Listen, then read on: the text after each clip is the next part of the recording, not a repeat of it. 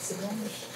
Bienvenue à tous, bienvenue chez les Amazones, cette soirée dans le thème de Juin Vert, une conférence grâce à l'ICPF, merci à l'ICPF d'avoir organisé ça.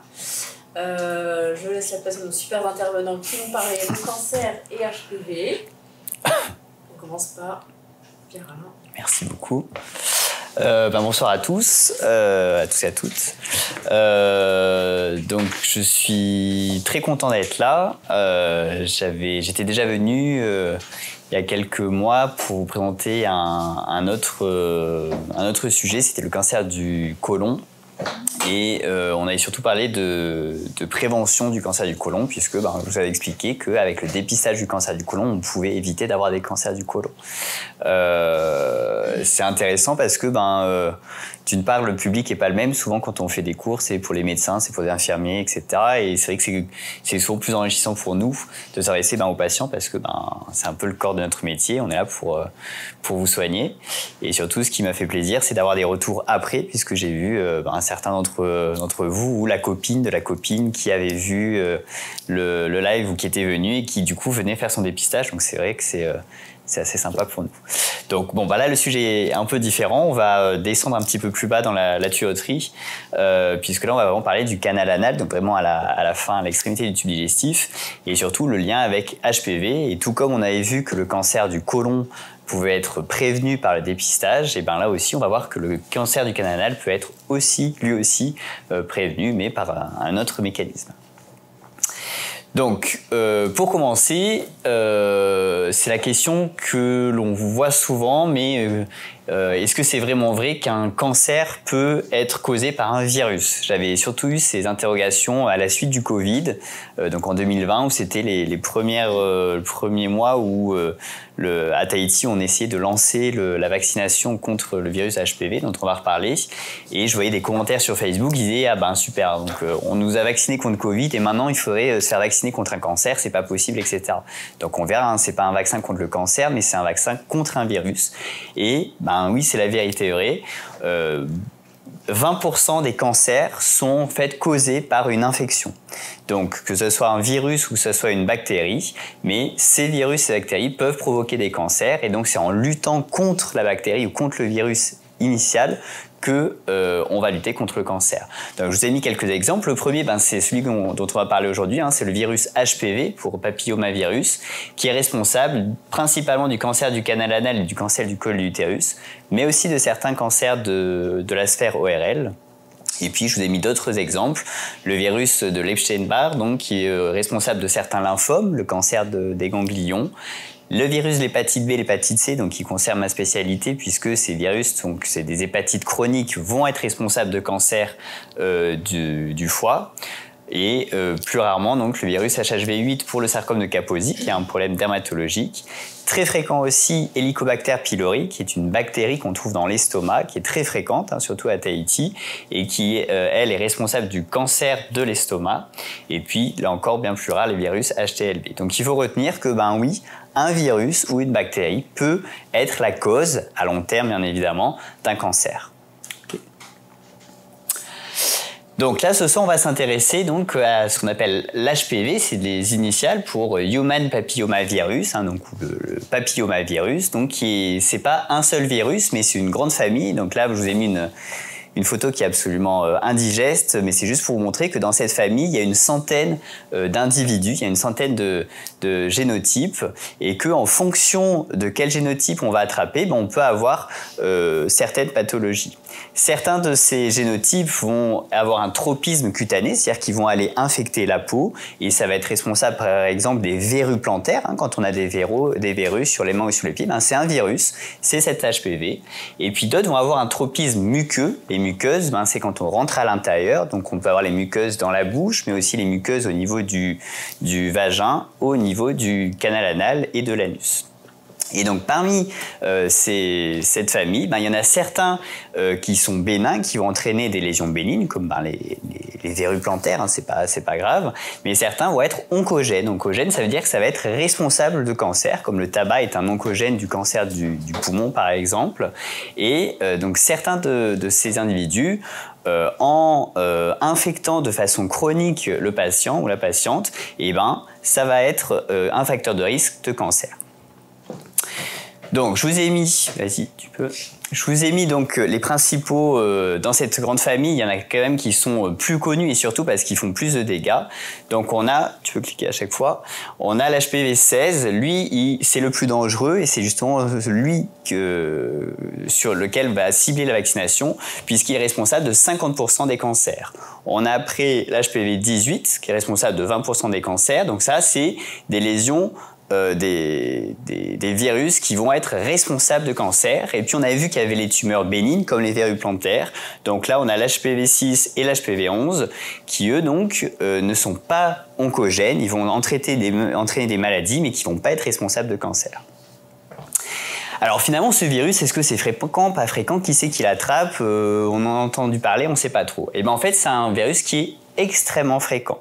Si on prend les chiffres en Europe, si on prend 100 femmes en Europe, quel que soit leur âge, il y a 8% à un instant donné, il y a 8% des femmes qui sont positives. Donc vous allez me dire, 8% c'est pas non plus énorme. Mais en fait, si on regarde les femmes de 18 à 25 ans, 40% des femmes de 18 à 25 ans sont porteuses du virus. Donc presque une femme sur deux, là encore à un instant donné, est porteuse d'un virus. Et finalement, quand on reprend toutes les femmes de 50 ans ou plus, 80% des femmes de plus de 50 ans ont attrapé ce virus. Donc c'est quelque chose qui est extrêmement fréquent. D'accord ? Il ne faut pas oublier les hommes. 20% des hommes de moins de 25 ans sont positifs, là encore, à un instant donné. Donc, c'est à la fois les hommes et les femmes. Et bien sûr, le taux d'infection augmente avec le nombre de partenaires, puisque, on va le voir, c'est un virus qui se transmet principalement par relation sexuelle. Donc, c'est une IST, une infection sexuellement transmissible. Donc, c'est quelque chose qui est très fréquent. Mais vous allez me dire, oui, non, mais pourquoi finalement il n'y a que 8% des âmes qui en ont 8% des femmes qui ont le virus à un instant T, et comment ça se fait que 80% des femmes l'aient attrapé? En fait, c'est simplement parce qu'on va voir tout à l'heure qu'on peut très bien l'attraper puis guérir de ce virus. D'accord ? Donc, comment ça se passe l'histoire naturelle? L'acquisition de la transmission, dans 70% des cas, on va attraper ce virus lors d'un rapport sexuel. C'est l'infection sexuelle transmissible la plus fréquente, bien au-dessus du VIH, des chlamydia et autres. Et c'est là où est le problème, c'est qu'on peut l'attraper même sans qu'il n'y ait de pénétration. Pourquoi ? Parce que c'est un virus qui est très très très contagieux. Il suffit juste qu'il y ait un contact par la peau, donc il suffit juste que vous tripotiez votre partenaire et puis qu'après que vous tripotiez vous-même, vous pouvez attraper ce virus. Et pire encore, on a démontré que ce virus pouvait aussi persister sur les objets. Donc ça peut être contaminé par des serviettes de toilette, des sous-vêtements, des sextoys ou d'autres objets quels qu'ils soient. Et puis il y a surtout un phénomène d'auto-inoculation. C'est-à-dire que si vous en avez au niveau du vagin et que pareil, en vous lavant ou nettoyant, vous allez vous toucher et qu'après vous allez vous toucher les fesses, vous pouvez vous auto-inoculer au niveau de l'anus. D'accord ? Donc c'est pour ça que c'est un virus qui est extrêmement fréquent parce que la contagiosité est très très très importante. Mais, et c'est là où c'est un peu plus rassurant, c'est que l'infection est plus ou moins durable. C'est-à-dire que quand on attrape le virus et qu'après on va vous retester un an après, dans 70% des cas, vous allez guérir de ce virus. Et à 2 ans, dans 90% des cas, vous allez vous guérir de ce virus. Et on verra un peu plus tard que finalement, ce qui va faire le risque de cancer, c'est les virus qui restent sur des années, des années, des années, des années. Donc finalement, c'est un virus qui est très fréquent. Quasiment tout le monde l'attrape. On considère qu'à partir du 3e partenaire dans la vie sexuelle, on l'attrape. Et c'est pas parce que vous avez couché avec toute la vie, mais il suffit que votre partenaire l'ait attrapé, ça arrive. Mais finalement, même si on attrape ce virus, dans la majorité des cas, dans 90% des cas, on va éliminer ce virus. Notre système immunitaire va être suffisamment fort pour éliminer ce virus. Et donc, ça ne va pas entraîner de problème. Ok ? Donc finalement, quand on a ce virus et que ce virus va rester dans le corps, qu'est-ce qu'il peut entraîner comme dégâts? Donc on a dit, il peut entraîner soit en fonction du type de virus, soit des lésions bénignes, c'est celle d'en bas, et on voit que, donc là c'est les chiffres européens, donc finalement on voit que c'est la majorité heureusement, et ça va être ce qu'on appelle les verrues génitales, on va les regarder un petit peu plus de plus près après, mais là encore, certains membres sont oncogènes et donc ça va être responsable du cancer du col de l'utérus, et là il y en a beaucoup, 23 000 donc chez la femme bien évidemment. Ça peut être responsable de cancer ORL et ça peut être responsable de cancer de l'anus. Beaucoup plus rare, les cancers de la vulve et les cancers du pénis. Donc finalement, il faut bien retenir, c'est un virus qui est bénin dans la majorité des cas, qui dans la grande majorité des cas, quand il fait des lésions, c'est des lésions bénignes qui sont les verrues génitales, mais, et c'est là où c'est dangereux, c'est que le virus peut entraîner des cancers et à plusieurs endroits, le col de l'utérus, les cancers ORL, le cancer de l'anus et plus rarement des organes génitaux externes. Donc j'ai juste fait une petite... Alors je suis désolé pour les photos, mais c'est pour l'image et tout ça. Donc je vous ai fait une petite parenthèse sur les condylomes qui sont donc ces verrues bénignes. J'ai attrapé un virus qui n'est pas oncogène, donc qui va juste faire un peu comme les verrues qu'on a au niveau des pieds, les verrues plantaires. Mais ces verrues peuvent se situer au niveau des organes génitaux externes. Donc au niveau de la localisation, ça peut être gynécologique, donc au niveau de la vulve, comme ici. Vous avez une vulve avec des petites verrues. Ça peut être au niveau autour de l'anus, comme on a ici. Au niveau du canal anal, c'est-à-dire plus à l'intérieur de l'anus, et puis au niveau de la verge, au niveau du pénis ou des testicules. Donc, ces lésions, ce qu'on appelle des condylomes, sont des sortes de verrues bénignes, mais là encore, elles sont encore plus contagieuses que l'HPV. Pour les partenaires, mais aussi pour soi-même. C'est-à-dire que si vous avez une petite lésion que vous ne faites pas traiter, et cette lésion peut se multiplier, etc. Là, c'est les cas extrêmes. Un patient qui n'a pas voulu venir voir le médecin parce que ça fait honte, etc. Et les lésions se multiplient. Et puis, là où c'est très facile de les enlever quand il y en a une ou deux, donc par exemple par électrocoagulation, un petit coup de bistouri, on fait ça au cabinet, je le fais très facilement au cabinet ou par laser. Et quand c'est trop gros, on est obligé de faire des chirurgies qui peuvent être assez délabrantes, parce que plus il y a de lésions, plus c'est compliqué. Donc, quand on a des condylomes, ce qui est surtout important, c'est d'éviter de les refiler à tout le monde. Donc, il faut se protéger. On va en reparler après. Et surtout, il faut dépister les sujets contacts. Quand j'ai des patientes ou des patients qui viennent me voir parce qu'ils ont des verrues, à chaque fois, donc j'enlève les verrues et je dis, mais surtout, il faut que tu m'amènes ton ou tes partenaires parce que si je te le soigne alors que ton partenaire en a, vous allez vous les refiler les uns les autres, etc. Et c'est pas bon. Donc ça, c'était les condylomes qui sont des lésions bénignes. On l'avait vu, c'est l'HPV 6 et l'HPV 11, donc qui ne sont pas oncogènes. Okay. Donc on a vu, c'était donc un virus qui se transmet par rapport sexuel. Et dans la majorité des cas, on va guérir tout seul, notre corps va éliminer ce virus. Mais c'est là où il y a le problème, c'est que des fois, le virus, il persiste. Et quand le virus persiste, il va y avoir une prolifération des cellules. Donc au début, c'est des lésions précancéreuses, qu'on appelle une dysplasie, que vous avez vu dans d'autres pathologies. Et si on laisse ces dysplasies en place, elles vont se développer et ça va faire donc des lésions cancéreuses, donc des cancers. Okay. Donc si on reprend, on va attraper l'infection. Dans 90% des cas, on élimine tout seul le virus, donc tout va bien. Hélas, dans 10% des cas, l'infection persiste sur des mois et des années, et la présence de ce virus dans les cellules va faire des lésions précancéreuses qui, si on ne les traite pas, vont faire des cancers. Ok ? Bonsoir. Là, ça représente un petit peu comment ça se passe in vivo. Donc, si on regarde sur la durée, on a ce qu'on appelle un épithélium, une muqueuse qui est saine. On va attraper le virus. Si il n'est pas éliminé, la présence de ce virus sur des mois et des années va entraîner des modifications des cellules, ce qu'on appelle une dysplasie, qui, si on ne la traite pas, la dysplasie va se transformer en cancer et qui va du coup être responsable de catastrophes. Okay. Donc, on a parlé des condylomes qui sont les verrues, les lésions bénignes de l'anus et du canal anal et au niveau de l'appareil génital féminin.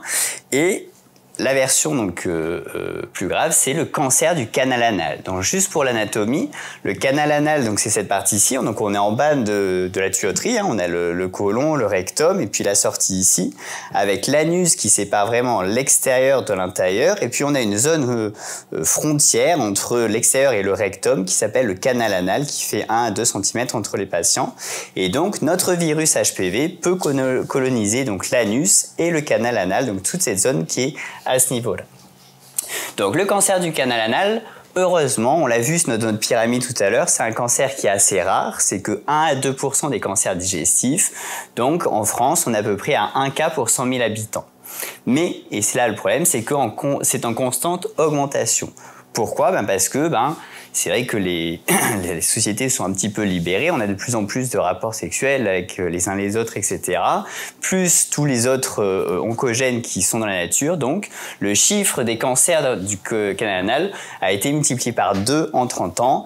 Et ça va en s'empirant, sauf que nous avons le traitement dont on allait parler tout à l'heure qui devrait faire chuter ces chiffres-là. Le sexe ratio, c'est légèrement plus élevé chez la femme, 1,6 fois plus, mais on a beaucoup d'hommes qui ont aussi ce type de cancer. Et l'âge de découverte, c'est un cancer qu'on attrape plutôt en deuxième partie de vie, parce qu'on l'a dit, hein, il faut que les cellules se transforment, et ça prend des années et des années et des années à faire cette transformation. Les facteurs de risque, le plus important, c'est le sujet de ce cours, c'est l'infection par le HPV. Il y a plus de cas chez les homosexuels masculins parce que il y a souvent plus de partenaires dans cette population-là. Et après, il y a l'immunodépression, puisqu'on a vu, c'est que lorsque j'attrape le virus et que j'arrive pas à m'en débarrasser, que le virus va rester. Donc si j'ai une immunodépression, si mon immunité ne marche pas très très bien, soit parce que je suis porteur du VIH, soit parce que je prends des médicaments, quand on se fait greffer un organe, on prend des immunosuppresseurs, du coup mon immunité ne marche pas très très bien, du coup j'arrive pas à me débarrasser de ce virus qui va rester et qui va donc être responsable de cancer. Plus on a de partenaires sexuels, plus on a de risque d'attraper le virus, donc plus on a de risque de développer ce cancer. Le tabagisme, qui est un facteur très important. Alors, c'est pas le tabagisme qui est responsable du cancer, c'est simplement qu'il favorise la persistance du virus. C'est-à-dire que quand on a le virus et qu'on fume, on a du mal à éliminer ce virus. Et enfin, les antécédents de cancer du col de l'utérus et de la vulve, si vous avez eu un cancer au niveau d'un organe, ça veut dire que vous avez un virus oncogène, donc logiquement, vous avez plus de risques de faire le même type de cancer au niveau du canal anal. Alors, comment on sait qu'on a un cancer du canal anal? En fait, c'est des symptômes qui sont aspécifiques. Aspécifiques, ça veut dire qu'ils ne sont pas du tout typiques de ce type de cancer. Donc, vous imaginez que vous avez une lésion qui est au niveau de l'anus ou du canal anal. Qu'est-ce que ça va faire? Ça fait mal, ça peut saigner, ça peut démanger et il peut y avoir une boule. Mais en fait, ces symptômes-là, on les voit dans plein d'autres pathologies. Vous avez une hémorroïde, ça gratte, ça fait mal, ça saigne un petit peu. Donc, c'est pour ça qu'on le verra tout à l'heure. Dès qu'il y a quelque chose qui ne va pas au niveau de l'anus, il faut aller voir son médecin. Il ne faut pas dire ça, c'est des hémorroïdes, ça va passer, ça va passer. Ne serait-ce que pour que votre médecin, soit votre médecin traitant ou un spécialiste, quand vous venez nous voir en consultation, on vous dise non, c'est bon, c'est des hémorroïdes, pas de stress. En revanche, dès qu'on a le moindre risque, on fait un petit prélèvement pour vérifier que c'est pas un cancer. Donc c'était les symptômes. Comment on le traite? Et alors là, c'est la bonne nouvelle, c'est un cancer qui réagit très très très bien à l'association des rayons, la radiothérapie, et de la chimiothérapie. Et là, ça c'est super parce que c'est une zone qui est très difficile à opérer puisqu'on est vraiment en fin de tuyauterie. Donc vous imaginez que si on devait opérer cette zone ici, c'est compliqué parce que on a tous les sphincters qui sont à ce niveau-là. Donc qui dit chirurgie de cette zone-là dit amputation. Ça veut dire la poche, etc., etc. Donc finalement, ça tombe bien que ce soit un cancer qui soit très radiosensible, puisque rien qu'en faisant un traitement par rayon et par chimiothérapie, on va guérir la majorité des patients sans avoir besoin de les opérer. Le pronostic, il est bon. Vous savez, j'aime pas trop ces chiffres-là, mais pour savoir si un cancer est plus ou moins grave, on va regarder la survie à 5 ans. C'est-à-dire, à 5 ans du diagnostic, combien de personnes sont guéries, combien de personnes sont vivantes. Et il a un très bon pronostic puisqu'on a 60 à 80% des patients qui, à 5 ans, sont vivants. Pourquoi? Parce qu'on va faire un diagnostic très précoce. Quand vous avez un cancer qui est au niveau de l'anus, dès que vous vous nettoyez, on le sent. Contrairement aux cancers qui sont dans le côlon, qui vont se développer. Et quand on les diagnostique sur des symptômes, on est un petit peu tard. Donc on fait un diagnostic précoce et comme on l'a dit, le traitement fonctionne super bien. Donc vraiment, c'est un cancer, ça reste un cancer, donc ce qui est bien sûr très compliqué, c'est pas une bonne maladie, mais c'est de bons pronostics. C'est bon. Pardon. Donc finalement, pour éviter ce cancer, comme un peu pour le cancer du côlon, il va falloir faire un dépistage. Qui on va dépister? On avait dit la dernière fois dans le cancer du côlon que le dépistage il devrait se généraliser. Tout patient de plus de 50 ans, je vous le redis, c'est important, doit bénéficier d'un dépistage du cancer du côlon. C'est très important. Là, c'est pas pareil. Pourquoi? Parce que par rapport au cancer du côlon, c'est un cancer, on l'a dit, qui était beaucoup plus rare. Et en plus, ça touche quand même souvent des populations à risque. Donc, je l'ai dit tout à l'heure, mais ce qui est important, c'est que on doit dépister tous les patients qui sont symptomatiques. D'ailleurs, c'est pas un dépistage. Un dépistage, c'est je fais un examen quand je n'ai pas de symptômes pour voir si je n'ai rien. Si j'ai des symptômes, il ne faut pas chercher à comprendre. On l'a dit tout à l'heure, je vais voir mon médecin, je vais voir mon spécialiste pour vérifier ce qu'on a. Là, je vous ai mis, alors c'est pas très ragoûtant, je suis désolé, mais c'est vrai que c'est des photos de cancer de l'anus. Vous voyez que il n'y en a pas deux qui se ressemblent, donc on ne sait pas trop. Souvent, les patients disent « non, c'est juste une petite croûte qui gratouille un peu ». Non, il faut aller voir. Une croûte qui reste pendant des semaines et des semaines, c'est pas normal. Donc, si j'ai des symptômes, je vais consulter. Et après, il y a des populations à risque chez qui on va faire un dépistage, c'est-à-dire qu'on va faire des examens, même si tout va bien, même si je vais bien. C'est quelle population? On l'a dit, c'était les hommes homosexuels, surtout donc séropositifs qui ont le VIH parce que ils ont 2 facteurs de risque, ils ont souvent plus de partenaires et ils ont une immunité déficiente parce que ils ont le virus là. Les femmes avec antécédents du cancer du col, on l'a dit, j'ai eu un cancer du col de l'utérus, donc j'ai possiblement un HPV oncogène, donc je vais regarder au niveau de l'anus. Les patients qui ont déjà eu des condylomes et des lésions dysplasiques, puisque là encore, si j'ai eu des condylomes, ça veut dire que potentiellement j'ai un HPV, donc potentiellement j'ai un HPV oncogène, donc je me fais dépister. Et puis on l'a dit aussi, les patients immunodéprimés, ceux dont l'immunité ne marche pas bien, ça veut dire qu'ils ont plus de mal à éliminer ce virus. Donc, on va les dépister. Comment on dépiste? C'est assez simple, c'est un examen proctologique, c'est-à-dire juste on va regarder un examen clinique avec une anuscopie. Anuscopie, c'est un petit tuyau qu'on met au niveau de l'anus pour regarder à la fois l'extérieur, mais aussi ce qu'on appelle le canal anal, on l'a dit tout à l'heure, c'est 2 cm de jonction où peuvent se développer le cancer. Et puis au moindre doute, on va faire un frottis, exactement comme quand vous allez chez votre gynécologue et qui fait un frottis au niveau du col de l'utérus. Pareil, on fait un frottis pour regarder les cellules et plus ou moins rechercher. On a des tests maintenant qui nous permettent de vérifier est-ce que j'ai tel HPV. On a vu en fonction du numéro, c'était cancérigène ou pas. Ok. Mais encore mieux que le dépistage, c'est la prévention primaire, puisque c'est l'un des rares cancers où on peut éviter le cancer si on n'a pas le virus. Donc, comment faire? Pour éviter d'attraper le virus, beaucoup vont me dire il suffit de se protéger, je mets un préservatif. Mais ça marche pas. Ça marche, bien sûr, c'est toujours mieux de se protéger avec un préservatif. Mais on l'a vu tout à l'heure que c'est un virus qui est très contagieux.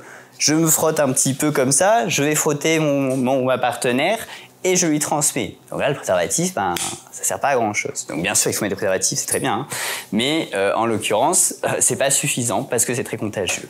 Et c'est là où c'est extraordinaire. On a enfin un virus responsable d'un cancer et on a un vaccin efficace. C'est-à-dire que si je me fais vacciner, je n'attraperai pas le virus, donc je ne développerai pas de cancer. Et ça, faut vraiment...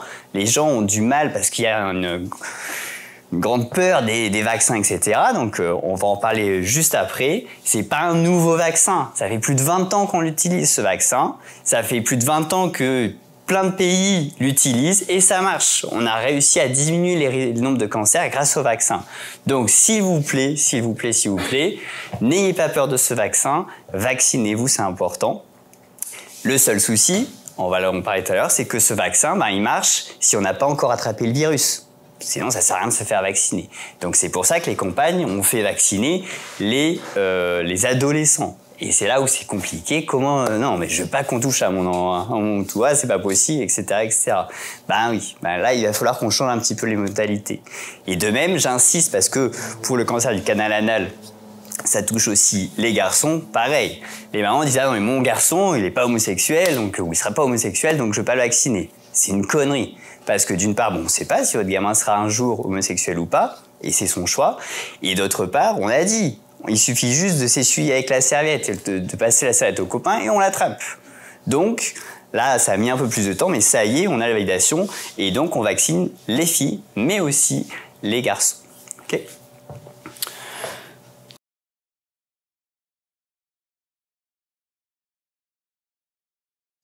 Tout ça, c'est regardé en... Alors, tout à fait. C'est l'avantage quand on fait une coloscopie. La première étape quand on fait une coloscopie, c'est qu'on endort le patient.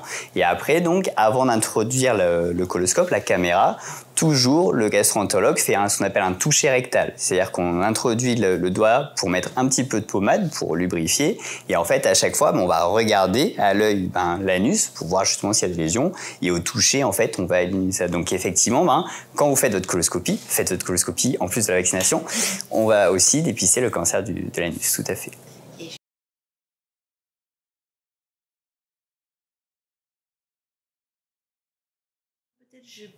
Donc en fait, par rapport au cancer du côlon, on est en train de travailler très fort avec l'ICPF, mais c'est vrai que pour l'instant, il n'y a pas de dépistage organisé en Polynésie. Ah, mince. En France, on fait si on n'a pas de symptômes, si on n'a pas d'antécédents familiaux ou personnels de polypes ou de cancer du côlon, en France, ils font une recherche de sang dans les selles tous les 2 ans à partir de 50 ans.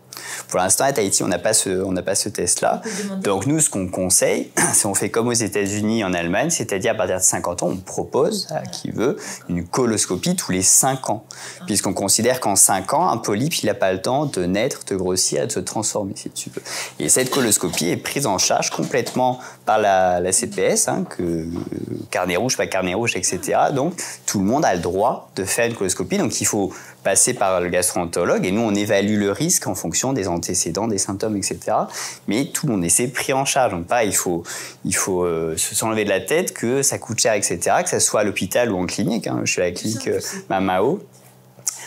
L'ICPF, il travaille et petit à petit, on va y arriver. C'est vrai que là, on fait, là, il y a juin vert. Nous, on a mars bleu dans le cancer du côlon. Donc, pendant le mois de mars, on essaie de sensibiliser les gens. Le cancer du côlon, pour le coup, contrairement à lui, c'est un cancer qui est extrêmement fréquent, et en fréquence et en mortalité. Et surtout qu'on guérit extrêmement bien, mais à condition qu'on le prenne en charge très tôt, quand on n'a pas de symptômes. C'est ce que je disais tout à l'heure, au niveau du cancer de l'anus, c'est facile de le diagnostiquer parce que on le sent en fait.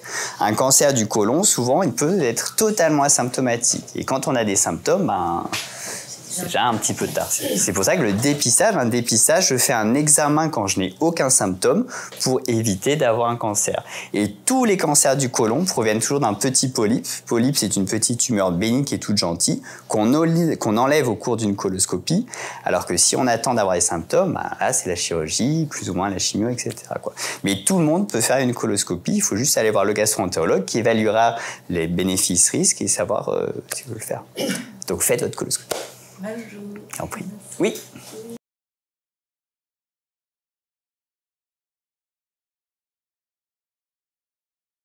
Alors pour le cancer du côlon, là on reste sur le cancer du côlon, effectivement il y a plusieurs facteurs de risque dans les polypes et donc dans le cancer du côlon. Le principal facteur c'est l'âge, c'est pour ça que le dépistage on commençait à 50 ans, là aux États-Unis on est passé à 45 ans parce qu'il y a de plus en plus d'autres facteurs, la pollution, la bouffe, etc. Donc l'âge c'est le plus important. Deuxième facteur c'est les antécédents familiaux. Effectivement il y a un gros facteur génétique. Quand dans la famille il y a des polypes du côlon ou des cancers du côlon, c'est primordial de se faire dépister parce que le facteur génétique est important. Et après, on a démontré récemment qu'il y a des facteurs qui sont un peu moins importants, mais qui sont présents, qui sont la malbouffe, hein, tous les produits, les nitrites dans le jambon et la bouffe transformée. De ne pas manger 5 fruits et légumes par jour et de manger trop de viande, c'est un facteur de risque. Et ce qui nous touche ici, hein, la sédentarité, l'obésité et le tabac, sont des facteurs de risque. Donc ici, on cumule un petit peu tout ça quand même, il faut le dire.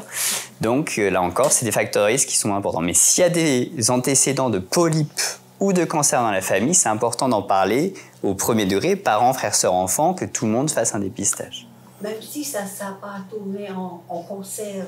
Mais c'est pas tourné en cancer, tout à fait. Hein. Puisque justement, si tu as fait ta coloscopie de dépistage, on a réussi à t'enlever un polype avant qu'il se transforme en cancer, mais il aurait pu se transformer en cancer. Donc un polype, même qui n'a pas été cancéreux, c'est un facteur de risque, puisqu'il aurait pu se transformer en cancer. Donc, je dois en parler à la famille. Hein. Donc, il faut que tu en parles à ta famille. Et dire que la coloscopie, c'est absolument pas un examen très compliqué. Ça se fait sous anesthésie, ça prend 20 minutes, on sent rien, c'est tout simple, etc. Tac. D'autres questions? Ouais. Juste pour rebondir sur le dépistage. En fait, le dépistage, c'est intéressant parce qu'on arrive tôt. Ouais. Et pour certains cancers où il y a ces lésions précancéreuses, c'est encore plus important. C'est pour ça que cancer du col et cancer du côlon, c'est vraiment des cancers qu'on peut prévenir par le dépistage. C'est-à-dire que je prends toujours, quand je suis en consultation avec les patientes, quand vous faites votre radiotytie, quand on va trouver quelque chose, c'est bien entre guillemets parce qu'on trouve un cancer qui est tout petit. Donc mais on est déjà un peu tard, c'est déjà un cancer en fait. Là, dans le cancer du col ou du côlon, le but c'est d'arriver avant le cancer, puisque c'est des lésions bénignes. Donc c'est encore mieux, quoi. Donc c'est pour ça qu'il faut vraiment... Alors moi, ça me frustre toujours quand un patient ne peut pas faire des dépistages et que quelques années après, on le récupère avec un cancer. On dit, c'est trop bête. On aurait dû faire cet examen et tu n'aurais pas eu de cancer. Tout à fait. Et c'est pour ça qu'on veut développer le dépistage du cancer du côlon. Ça, peut-être l'année prochaine. Ça serait bien. Et pour ce cancer, il ne faut pas se faire vacciner.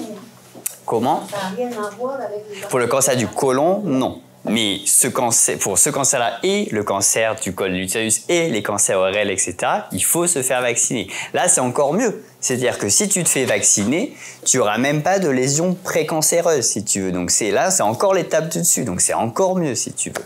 Et là encore, je répète, on va le redire, hein, le cancer qui existe depuis 20 ans, il n'y a pas de facteur, il n'y a pas de risque, il n'y a pas de truc, etc. Donc, alors, ça veut dire que les adultes, ils peuvent se faire vacciner? Alors ça, je laisse Céline qui va me parler encore mieux que moi. Ils peuvent, mais on n'est pas sûr que ça soit efficace. En tout cas, ça sera moins efficace que quand c'était jeune. Parce que les jeunes, ils n'ont pas encore eu en fait de rapport, pas trop, et donc c'est avant que ça arrive, quoi. Oui. Du coup, pour le vaccin, si c'est sur les moins jeunes, on fait un test. Alors, elle va faire l'exposé, comme ça, elle t'expliquera après. Quoi. Ok. Enlever quelques questions. Après, on posera les questions après, si vous le dire. Ok. Eh bien, si on n'a plus de rapport du tout, elle n'a pas besoin. On en parle après son topo.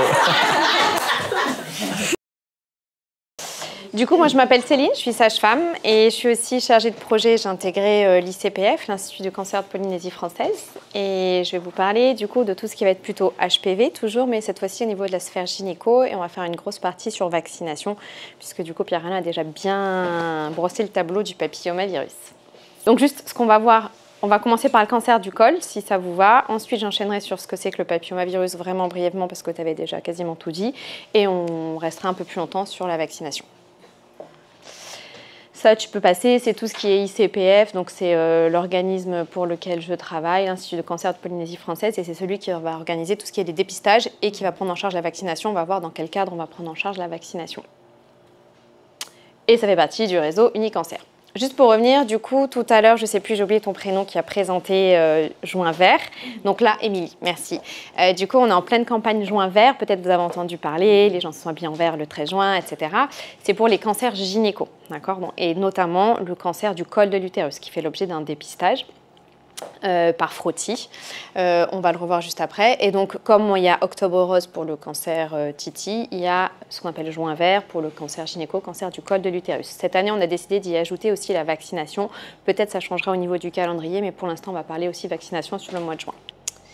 Donc, pour revenir sur le cancer du col de l'utérus, il faut savoir c'est que c'est un cancer en Polynésie qui touche un petit peu plus. L'incidence est un petit peu plus importante qu'ailleurs dans le monde et qu'en métropole. Ça va être le 6e cancer le plus fréquent et il y a à peu près 19 nouveaux cas de cancer du col en Polynésie. Ailleurs, les incidences, je veux bien la diapo suivante. Voilà. Ailleurs, quand on regarde sur les incidences, donc Polynésie française, incidence, c'est le nombre de nouveaux cas ramenés à 100 000 femmes. En Polynésie, on est à 12 à peu près par an. Dans d'autres pays, comme notamment l'Australie, qui est un des précurseurs au niveau du cancer, enfin au niveau de la vaccination, pardon, on a des taux d'incidence maintenant qui diminuent énormément. Donc ça veut dire qu'on a des nouveaux cas en termes de cancer du col qui est 2 fois moins important qu'ici. Donc c'est quand même à pas négliger.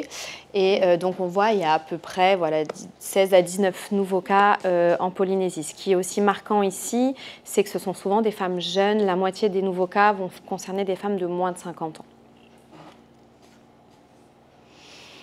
Donc ça, c'est les dépistages une partie des dépistages que va proposer l'ICPF. Donc on en reparlera au moment d'Octobre Rose sur la mammographie radio-Titi. Pour aujourd'hui, ce dont je vais parler, c'est ce qu'on appelle le frottis, donc ce qu'on va faire au niveau du col de l'utérus pour dépister les cancers du col de l'utérus. Ce frottis, on va le faire de 25 à 65 ans et on va le faire tous les 3 ans. On fait un premier frottis à 25 ans, on fait un deuxième frottis 1 an plus tard et après on fait tous les 3 ans et ce jusqu'à, alors c'est pas exactement 65 ans, c'est jusqu'à la veille du 65e anniversaire. Aujourd'hui, j'ai 64 ans, je peux le faire. Demain, j'ai 65 ans, je ne peux plus le faire.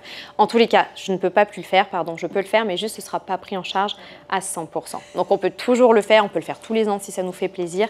Il n'y a pas d'intérêt, on va voir après pourquoi, mais en tous les cas, pour qu'il soit gratuit, pris en charge, c'est tous les 3 ans de 25 à 64 ans révolus. Donc c'est un dépistage qui existe depuis très longtemps, qui existe depuis 2003. Il est gratuit parce qu'il va concerner toutes les femmes entre 25 et 64 ans. Vous allez voir, je vais beaucoup répéter, non pas que je sois folle, mais c'est juste qu'il paraît que l'éducation est faite de répétition, donc comme ça au moins ça finit par rentrer. L'idée c'est de faire son frottis pour les femmes, donc entre 25 et 64 ans, tous les 3 ans pour qu'il y ait une prise en charge. Ça, c'est un dépistage qui va concerner toutes les femmes. Chaque femme peut avoir un dépistage après individualisé qui va définir, comme on a dit, quand on va consulter un spécialiste parce qu'il y a tel ou tel symptôme, tel ou tel antécédent, et à ce moment-là, décider d'un suivi peut-être plus régulier ou plus long dans le temps. Mais ça, c'est vraiment du dépistage individuel, et là, du coup, il n'y aura pas de prise en charge.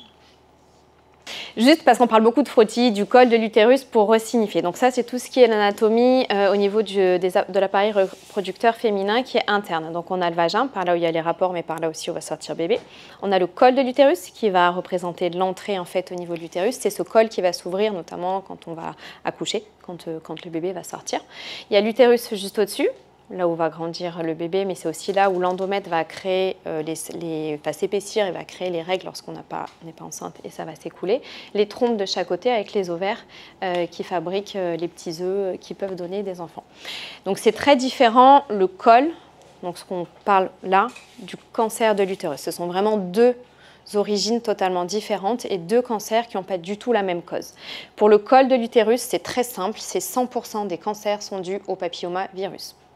Pas d'autre raison que celui-ci. D'où l'importance, on va en reparler après, de la vaccination. Toutes les femmes qui ont un cancer du col, c'est nécessairement le papillomavirus qui en cause, pas le tabac. Alors il y a d'autres effets pourvoyeurs, on est d'accord, mais c'est toujours le papillomavirus. On sait qu'au niveau du col, si on regarde un petit peu plus précisément à l'anatomie, surtout au niveau des cellules du col, on va avoir 2 types cellulaires, ça c'est juste pour votre information. On a un tissu qu'on va dire de l'exocole et un tissu de l'endocole. Principalement, les cancers vont concerner plutôt sur l'exocole.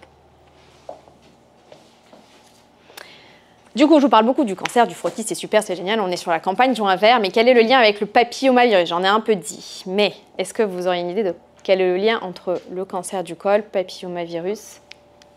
Normalement, si vous avez écouté, vous devriez savoir. C'est lui qui est responsable à 100%. Merci. Donc, c'est lui qui va être responsable à 100% des cancers du col.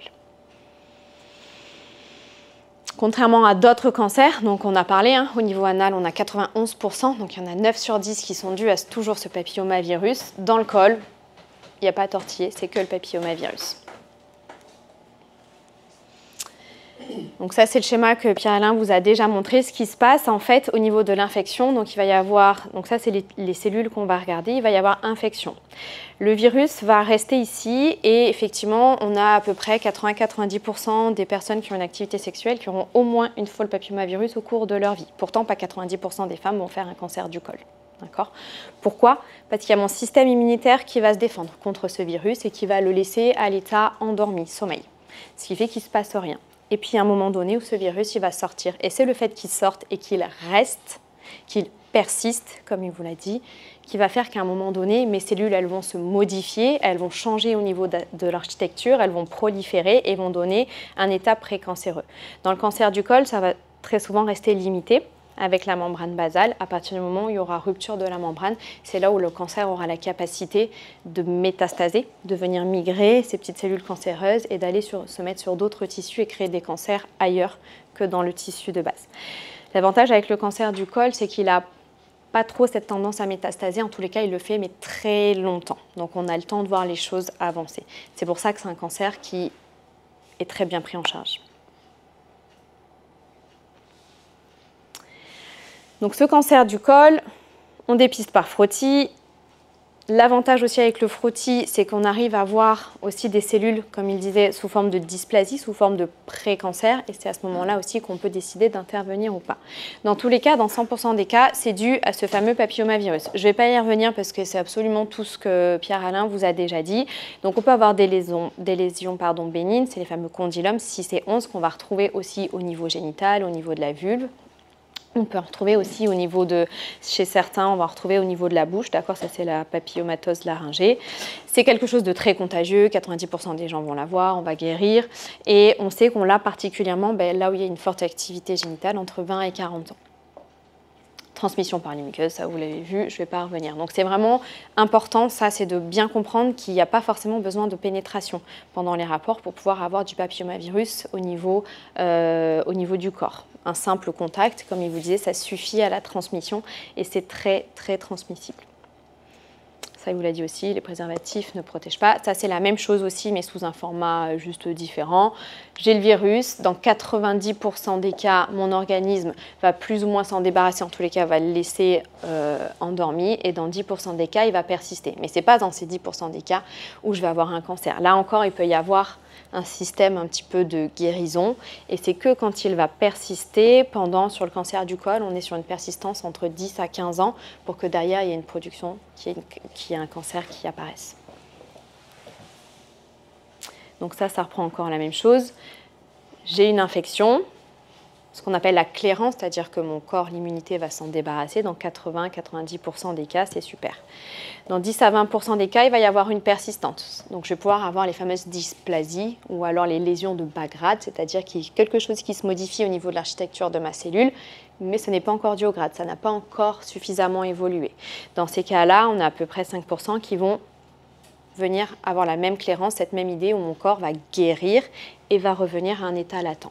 Et puis, quand ça persiste, ça va continuer à persister et à ce moment-là, on va pouvoir passer sur du haut grade et après sur une phase de cancer. Sur ça, on est vraiment sur une durée de vie entre 10 et 15 ans. Donc, on a le temps. Si on fait son frottis bien régulièrement, tous les 3 ans, et si on y va avant, si jamais il y avait des symptômes, on y va et on arrive à le voir. Le problème du cancer du col, c'est qu'il est très peu symptomatique, comme beaucoup de cancers. C'est-à-dire qu'on dit que souvent le cancer ne fait pas de bruit. Quand il fait du bruit, c'est jamais bon signe. Okay. Donc l'idée, c'est du dépistage, comme on vous disait, c'était d'intervenir avant que la maladie n'ait le temps d'évoluer. C'est à ça que sert le frottis, c'est-à-dire que si je le fais bien régulièrement, là, je suis efficient. Là, j'arrive à dépister les choses avant qu'elles arrivent et traiter du coup. Pareil, ça a été dit. La seule chose qu'au niveau du col, nous, qui est très très important, qui va être vraiment pourvoyeur, qui va faciliter à plus de 50% le papillomavirus, c'est le tabac. Les femmes qui fument ont à peu près 50% de chances de plus que les autres de faire un cancer au niveau du col. Après, toutes les autres maladies, si jamais il y a des IST, et comme il vous disait, en fait, tout ce qui va expliquer la baisse d'immunité fait en sorte que ce virus persiste. Et encore une fois, c'est parce qu'il persiste qu'il va créer un cancer. Ça, c'est encore la même chose. C'est toutes les pathologies qu'on peut retrouver, mais Pierre-Alain vous les a déjà présentées. On va dire les deux plus méchants sont 16 et 18. Du coup, comment est-ce qu'on s'en protège? On a dit préservatif, ça ne fonctionne pas. Enfin, en tous les cas, ce n'est pas totalement efficace. Et on ne peut malheureusement pas lutter puisque c'est un virus qui est très transmissible. Ce qui veut dire qu'il va falloir intervenir avant qu'il y ait une transmission qui soit possible pour que l'immunité soit suffisante et se débarrasser de ce virus avant qu'il n'arrive dans le corps. Donc pour ça, sur le papillomavirus, il y a une seule option pour la protection, la vaccination. Donc on est proche de 100% quand on est réalisé au bon moment. C'est-à-dire que ça va plutôt intervenir avant la survenue des premiers rapports sexuels. Mais même si ce sont des jeunes qui sont, ici c'est pris en charge entre 11 et 14 ans, qui ont déjà eu des rapports, pas de problème. Le papillomavirus, il existe 200 génotypes différents. Il y en aura une quinzaine qui sont pourvoyeurs de cancer. Et dans le vaccin, il va y en avoir 7. Il y a 7 souches contre les virus qu'on dit les plus oncogènes. Et il y en aura 2 pour les fameux condylomes qui sont responsables de verrues. Les 6 et 11. Okay. Comme il vous disait aussi Pierre-Alain, c'est un vieux vaccin. C'est nouveau parce qu'on n'en parle que depuis l'année dernière, en gros, hein, mais parce qu'il est remboursé, pris en charge gratuit depuis l'année dernière en Polynésie. Ce n'est pas le cas dans le monde entier. Okay, c'est un vaccin qui existe depuis 2007, un tout petit peu avant, depuis 2005. Donc il a une vingtaine d'années. Donc on a beaucoup de recul. Ça, c'est ce qui s'est passé en métropole sur l'évolution de la vaccination jusqu'à arriver en 2023. Donc c'était il n'y a pas longtemps, où maintenant c'est fait en milieu scolaire. Et là, on commence à avoir des taux de vaccination qui commencent à être vraiment beaucoup plus importants. Donc c'est un vieux vaccin. Deuxième chose sur ce vaccin, c'est un vaccin qui est sûr. Justement, on a 20 ans de recul, enfin 18 ans de recul.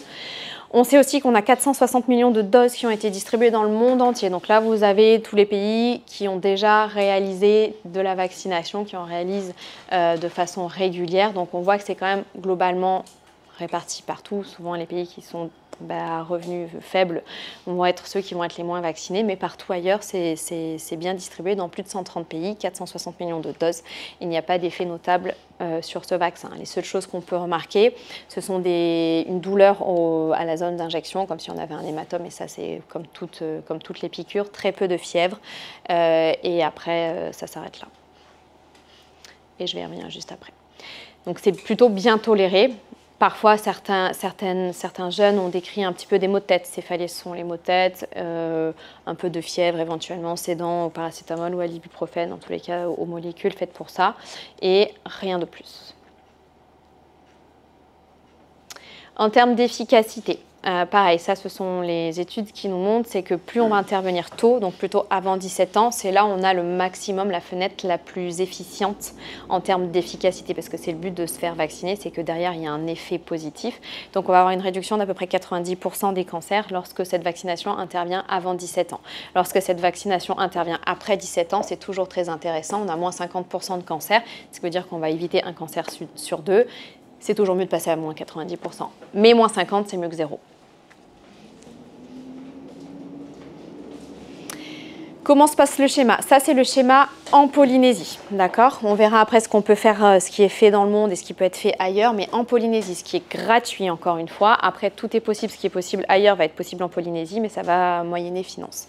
En Polynésie, ce qui est gratuit, ce sont 2 doses qu'on va injecter chez les jeunes entre 11 et 14 ans révolus, c'est-à-dire que j'ai entre 11 et 14 ans, c'est good. Aujourd'hui, j'ai 14 ans, c'est bien. Demain, j'ai 15 ans, je peux plus. Je peux, mais ce ne sera pas gratuit. Okay. À partir du moment où la première dose, donc il y aura 2 doses, je vous ai dit, première dose à 0 mois, deuxième dose, elle doit intervenir entre 6 et 13 mois plus tard. Encore une fois, c'est pour avoir le maximum d'efficacité de moins 90% au niveau des cancers. Okay. Je peux la faire 2 ans plus tard si ça me fait plaisir, mais je n'aurai pas mon maximum d'efficacité. Okay. Donc jusqu'à la veille du 15e anniversaire, on va être en 2 doses. Après 15 ans, on peut toujours se faire vacciner. Pas de souci. Et là, on va passer sur un schéma à 3 doses, d'accord, à 0, 2 et 6 mois. Donc, je vous ai mis en vert, c'est ce qui est pris en charge, gratuit en Polynésie. Par contre, les 2 autres schémas sont tout à fait possibles. Là, en métropole, depuis le mois dernier, on est passé sur un rattrapage jusqu'à 25 ans pour garçons et filles. Oui, je ne l'ai pas précisé parce que tu l'avais dit et c'était évident, mais je vous le dis, c'est pour garçons et filles. D'accord, on vaccine tous les jeunes entre 11 et 14 ans. Donc si on veut réaliser la vaccination au-delà des 14 ans, tout à fait possible, mais cette fois-ci on va passer à 3 injections, 0, 2 et 6 mois. Et là, par contre, ce ne sera pas gratuit, en tous les cas pas en Polynésie française. Et ça, on va le faire un rattrapage. Dans le monde, ça se fait jusqu'à 25 ans, révolu.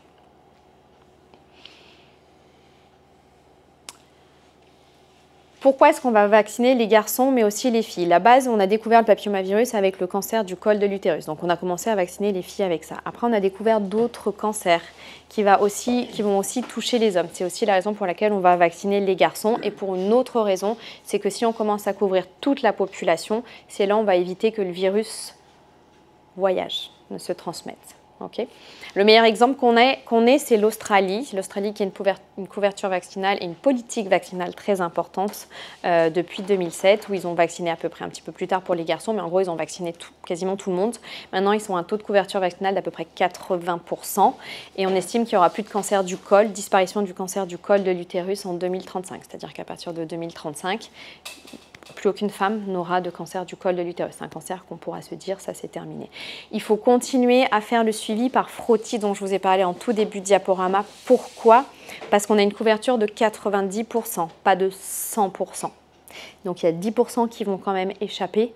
Et c'est la raison pour laquelle il faut continuer quand même à faire ces frottis pour être sûr qu'on soit vraiment complète, qu'on ait couvert la totalité des cancers du col. Donc ça, c'est tous les cancers qu'on peut retrouver actuellement. Après, sûrement, les données vont évoluer dans les années qui arrivent. Mais maintenant, ce qu'on sait, c'est que 100% des cancers du col de l'utérus sont dus au papillomavirus. On retrouve aussi les cancers de la vulve et du vagin, mais qui sont beaucoup moins bien dépistés, qui arrivent chez des femmes un petit peu plus âgées. Côté masculin, on va retrouver cancer de l'anus, qu'on retrouve aussi chez les femmes, mais chez les hommes, cancer du pénis. Et dans la sphère ORL, donc tout ce qui va être ORL, c'est ici au niveau de la bouche, gorge et voie aérodigestive supérieure. On retrouve les hommes et les femmes. Actuellement, on est sur des taux d'à peu près 40%, donc on pourrait presque dire qu'un cancer de la gorge sur deux, enfin en tous les cas de cette zone-là, va être aussi dû au papillomavirus. Quand vous regardez la répartition des zones de cancer dues au papillomavirus, ça paraît assez cohérent avec les contacts sexuels. Donc encore une fois, c'est les affiches que vous pouvez voir, qu'on a diffusées un peu partout, toujours sur le même schéma, 2 doses entre 0 et 6 mois chez les 11-14 ans, garçons et filles, pour que ce soit pris en charge à 100%. 2 circuits pour se faire vacciner pour les jeunes, si vous connaissez des jeunes qui ont besoin de se faire vacciner. Premier circuit libéral, c'est-à-dire je vais voir mon toté généraliste ou spécialiste qui vous voulez, ou votre sage-femme. Les sages-femmes aussi peuvent prescrire ces vaccinations. Vous faites l'ordonnance. Je vais à la pharmacie, le pharmacien me délivre ma première dose et vous retournez voir le médecin qui vous a fait l'ordonnance pour injecter cette dose. Et la deuxième dose sera prise en charge. À partir du moment où la première dose est intervenue, a été prise en charge, par exemple, aujourd'hui j'ai 14 ans, je fais mon injection, demain j'ai 15 ans. Je vais devoir faire ma deuxième injection dans 6 mois, j'aurai 15 ans et demi. Je ne suis plus dans mes 11-14 ans, mais j'ai fait ma première dose avant mes 15 ans, elle était gratuite, ma deuxième dose sera gratuite, sera prise en charge. Okay, donc ça c'est important aussi à savoir, si jamais il y en a qui ont déjà fait une première dose. Ça c'est premier circuit libéral. Deuxième circuit qui existe depuis là très récemment, on peut aller ici dans des structures de santé, donc tout ce qui va être dispensaire, CPI, CPM. On peut réaliser également la vaccination directement sur place. Donc pas besoin d'ordonnance, c'est directement sur place, consultation, autorisation parentale et injection, vaccination et rendez-vous pour la deuxième dose. Ça, c'est les petits flyers aussi que vous pouvez retrouver un peu partout, qui reprend un peu tout ce que je vous ai montré. Donc le schéma en 2 doses entre 0 et 6 mois pour les 11-14 ans, garçons et filles. Toutes les petites explications que vous avez vues avec Pierre-Alain sur le papillomavirus et sur les cancers qui sont liés et quels sont les contacts à avoir.